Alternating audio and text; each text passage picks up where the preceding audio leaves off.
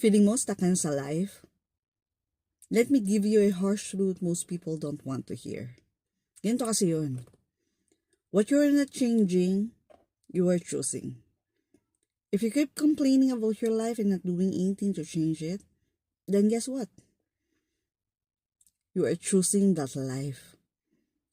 You are choosing the same problem. You are choosing the same excuses, same results. It could be your body, it could be your job, and it could be your relationship. Kung araw-araw ka nagrereklamo pero wala ka namang ginagawa para baguhin yon, hindi ka stuck.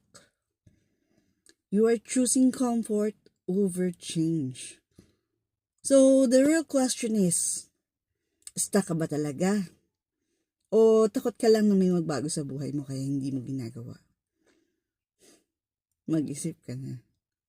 Mindset ba?